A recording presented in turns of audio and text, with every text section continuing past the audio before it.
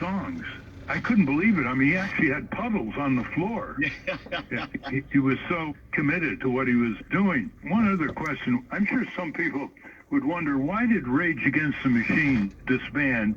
It is one of the greatest titles for a band. Is it trademarked? Can somebody pick it up? But why did it disband? Well, we have shows booked, fingers crossed with the unrolling COVID situation, but Rage Against the Machine has shows booked for 2022 across North America, and so I'm hopeful that we're able to sort of rekindle that flame. Oh, that would be wonderful. Well, I'm sure Steve and David are eager to ask you some questions or make some comments. Steve?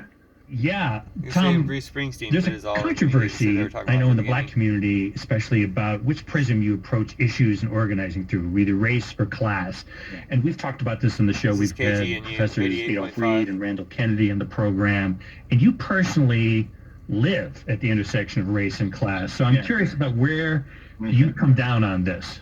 Yeah, I mean, in some ways, I think it's a false dichotomy. I don't think that you can have racial equality without class liberation, and nor can you have a fair and just society, vice versa. So I think that I freely support both lyrically in my music and in the political activism I'm involved in, both sides of those tracks. And I think that what we need are fewer divisions and more solidarity with people who are trying to build a world that is free of both racism and economic injustice. Tom, about 20 years ago, you did an action with Michael Moore down on Wall Street. Yeah. Can you tell us that means story? Nothing if it's not intersectional, sea captain. Sure. We were filming a video. Rage Against the Machine was filming a video for the song "Sleep Now" in the fire, and we were all big fans of Michael Moore, and we met him that afternoon, and I couldn't wait to ask him one question, and that question was, how many times have you been arrested? Given his hijinks across the country, and he surprised me by saying he had never been arrested, and I jokingly said, well, you've never worked with Rage Against the Machine. So we had a permit to film on the steps of the Federal Building. That's where George Washington took his oath of office. It's kitty corner from the New York Stock Exchange, but we did not have a permit to film on the city sidewalk below. And so Michael is a director with few words and few directorial edicts, and he said, no matter what happens, don't stop playing. No matter what happens, don't stop playing. So I'm like, okay, fine. So as your listeners may or may not know, when a band is filming a video, you're miming to playback. You're not actually really performing the song. It's like at the time a CD playing, and it's blaring to the speakers, and you're pretending to play the song. And we were doing so with righteous fury, and Michael handed out some placards to day traders, and they were walking by. One of them, incredibly, said, "Trump for President 2000. This was in 1999. So there was some Nostradamus-like effect there, and we apologize to all of you. Simpsons again, not your fault. But anyway, so we played a few takes on the steps, and then Michael says, now we're going to go down to the city sidewalk, the unpermitted city sidewalk. We go down the sidewalk and continue miming, playing to the song, and a New York City police officer comes up to me and says, no, I'm sorry, you guys got to get back up on the steps, because you don't have a permit for here. And now I remember what Michael said. He said, no matter what happens, don't stop playing. So I continue playing, and he's irritated by this. He's like, hey, get back up on the steps. You deaf? You didn't hear me? Get back up on the steps. We keep playing the song. And now, I don't know if any of you have any experience with law enforcement, but there's a thing that I call the cop vein. There's a vein in a cop's neck that begins to pulse when there's about to be trouble. And there's about to be trouble. The vein is pulsating, and he's like, get back on the steps right now. And we continue to play the song. So he reaches down in anger and unplugs my guitar, and the music keeps playing. And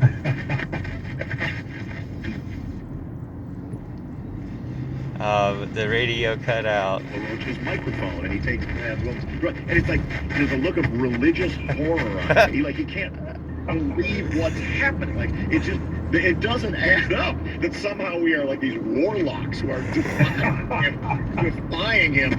Because the song is happening, even though there's how could it possibly be happening? So the Warlocks are the original name of the Grateful Dead. Which is arrest Michael Moore.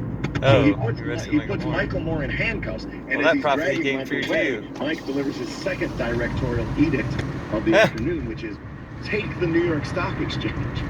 So we put our guitars down. They're still blaring the song, and Zach and I are the first ones through the door of the stock exchange. This is wholly sort of unscripted. The cameras don't even reach us by the time we're there. I go in. There's a guy in like a Trumpian jacket, security security guy. I'm like, I'm here to take the New York Stock Exchange. Is that a left or a right? And so the guy hits the riot button, and the sirens go off, and the riot Oh my gosh. and we're physically expelled.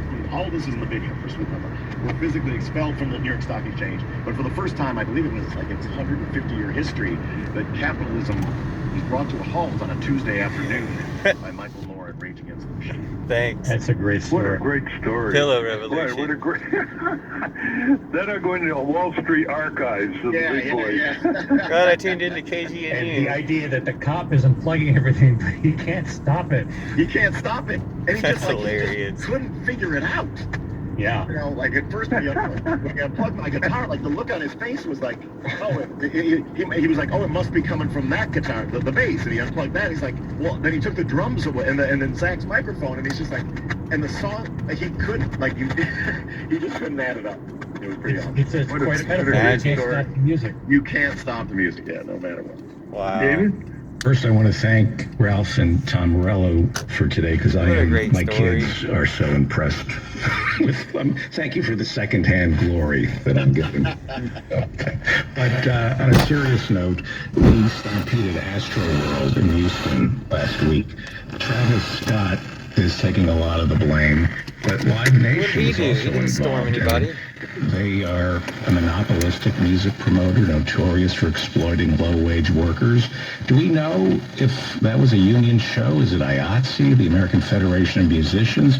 Who's supposed to protect the performers and the crowd at Astroworld? Do we know if that was a union shop, as they say? I don't know, and I'll have to raise my hand and say I know nothing about the details of any of the sort of administrative stuff that went on there that contributed to that tragedy. What I do know is that, you know, throughout the history of my Rage Against the Machine and Audio Slave, the Prophets of Rage, and my own shows, that the safety of the audience is a priority. There's also something in the, I don't know, a lot of the bands like that sort of came up at our time, there's sort of in the punk rock world, there's this ethos that, like, to really kind of look out for each other in the crowd, you know what I mean? And that we spare no expense sort of in security to make, and have stopped shows multiple times in the middle of a song to just, you know, like... If you know what's going on. But are they primarily union? I mean, do we know if rock shows use IATSE? I- Do the roadies union?